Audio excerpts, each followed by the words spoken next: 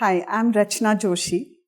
I'm an avid author, a transformative art manifestation coach, and an empathetic healer. As a child, but I was always not like this.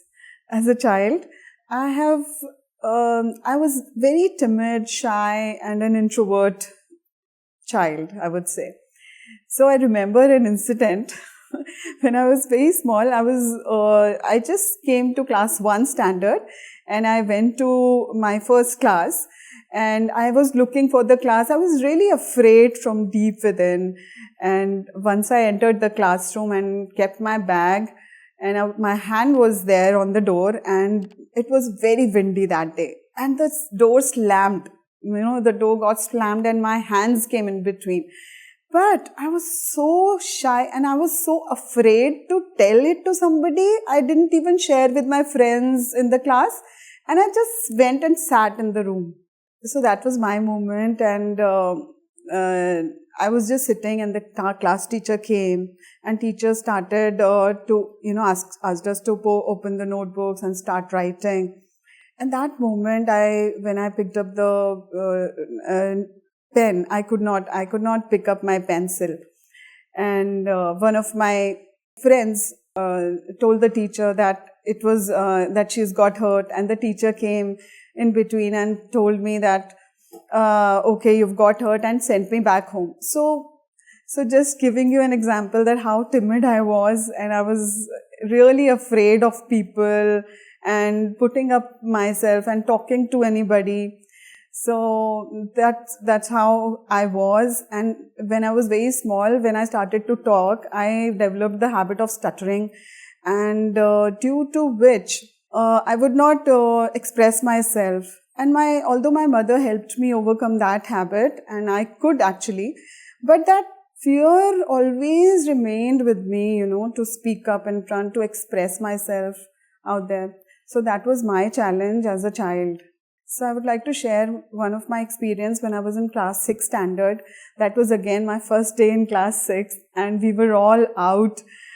And the moment we entered the class, the teachers, asked us to stand in a row and started beating us up through the duster. So everybody's turn was coming, and I got so afraid that time that I thought probably that is the end of my life. And I started crying. And the moment my turn came, actually I was not spared. And I'm laughing at this moment, but it was very intense for me.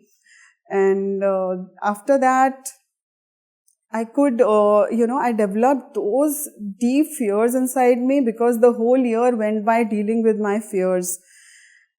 And that was my class 6 experience, which stayed with me throughout my life, because those fears really got ingrained in me, and I would not express, I would not talk. The corporal punishment that I faced in my early childhood broke something inside me. My confidence was shattered. I became so afraid of speaking up. I felt that everybody is going to judge me, everybody is looking at me. Something deep inside me, got broken, I would say. And then, rebuilding the same confidence and gaining my voice took me a while to heal. I grew up, I became a teacher, but this, I was definitely kind of carrying this baggage of my fears, my emotional trauma, whatever you call it. It was there with me wherever I would go. So I grew up, and I got into a job. Then I got married. After my marriage, I was blessed with my son. So that was a beautiful moment in my life. And so there was nobody to look after my child. I had to leave the job, and I left the job. After that, my second child was born, and I got so busy bringing them up. So that was my journey. But after that, my children were they were teenagers, and then I fell sick. It was during my illness in 2012 that I felt that something drastically needed to be changed within me. because there was a time when I developed an autoimmune disease called sarcoidosis. So due to that, I developed reactive arthritis. So the movement in my body got completely hampered. I was nearly bedridden that time. And after that, there was a day when I started to introspect suicide even. And that day, I thought I'll not be able to carry on with this, because every night I would wake up in the middle of the night, every day, with excruciating pain in my body, which I used to shiver like anything. And I thought like, this is the end and I will not be able to carry on forward. So there was a book called Value Creation was kept near me, beside me, and I started to read that. So there was a phrase over there that those who believe in the Lotus Sutra are like as if in winters, but winter always turns to spring. So this phrase gave me immense courage, because I thought, okay, this can't be my end. There has to be something else, something deeper meaning of my life. And I promised myself that day that I will not die before I live. So that day I took the determination to overcome that illness and really change things deeper inside me. And mystically, things actually started to change and move.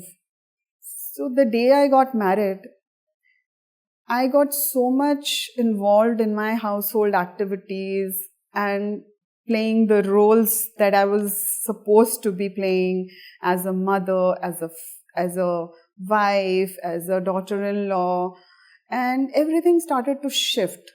And in the process, although I was enjoying, but in the process I forgot myself. As per the society, I was living a very happy life, but from inside, I was feeling a bit shallow. I wanted to do certain things in my life which I was not able to do it.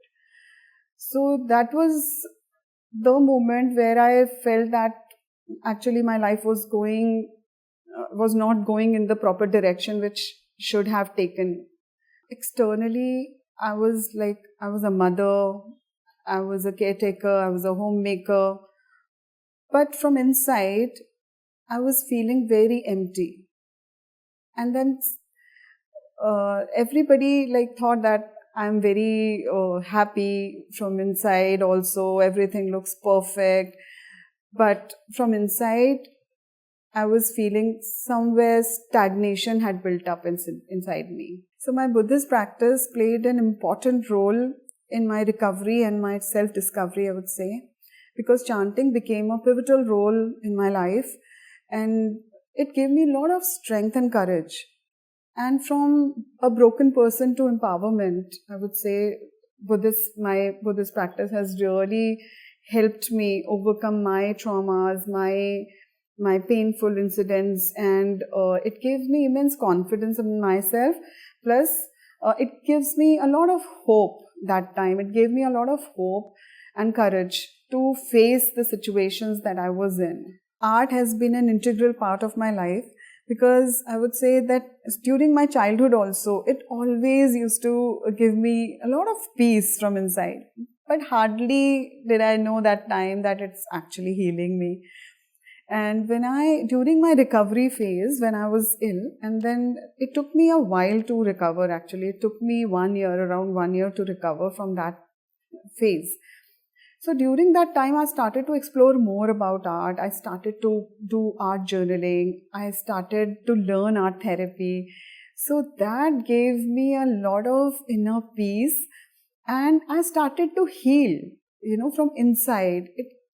Then I started to, when I learned art therapy and art manifestation and art journaling, and I started healing also. I learned healing also that time. So I incorporated everything inside my programs, and I thought that it's not only to heal me. I think it is my life purpose. It could be my life purpose. So I started to work to help others. So I turned this into my life purpose. After my recovery phase, I fortunately happened to attend an event held by Amandeep Tint, who's an international speaker and a trainer. So when I went through the fire walk, that was an intense moment for me because I was transported back to my childhood moment when I was in class 6 standard, and I felt that I am standing in the same row when I was being punished in my childhood. And while standing in the line, I already, felt so overwhelmed that I broke down. And it was an intense moment for me, and it was very embarrassing also. But I finally could actually overcome that, and I walked through that fire. And after that, that biggest realization came through me was that I was actually living in my childhood, and I was carrying that emotional baggage along with me wherever I was going. So that was an intense moment because I started to work towards it then. I took the determination and I started to, remove that baggage slowly, one after the other, and worked on myself. Reclaiming my voice gave me a lot of courage to live my life authentically and to be myself, to develop. Actually, I developed a lot of self-love for myself. I started to discipline myself. I started taking my own sessions, which was actually a dream come true moment for me, because I thought I had this strong belief system in me that I would never be able to, teach or add value to other people's life because I cannot speak. So that belief system was broken, and I started to connect with people more authentically and build connections. I started to earn money. So that was a great moment for me, and I still am living my own life purpose, I would say. And I'm adding value to other people's life through my voice. After overcoming my emotional and physical pain, and mental also, I would say, a lot of things changed. My relationship started to evolve, especially with myself, I would say. Because most of the time I was, this negative self-talk was going on inside me, which I started to look on. I started to observe my mind. I started to transform that. And once I healed my relationship with myself, automatically the relationships around me started to improve and heal. And my health improved. I started to give back to the society, which I think a lot of fulfillment comes in through this kind of contribution. And I started to make progress. I still am learning every day, every day something or the other I try to learn and try to imbibe, I try to read more. So this is how my life has been evolving. The most important thing that I learned about myself was that I am much more powerful than I used to think that I am not. And that was the biggest revelation. And now I feel that I can really work on myself further and continue to improve and continue to contribute to the people around me and continue to make progress. As a coach, therapist, and a healer, I have been able to use my voice now to heal people, to help them gain their voice and give them enough confidence in themselves that they are also worthy of being loved and cared for. Through my therapy sessions, I help them overcome their traumas, their emotional traumas that they've been carrying, that they might be carrying inside them, release them, and then live in the present moment, and then create a magnificent future for themselves, and which gives me immense happiness by doing so. No matter how intense your suffering is, we always need to remind ourselves that we have the power inside us to heal, to grow, and to create a life of your dreams and desires. And you're here not to suffer. You're here to shine.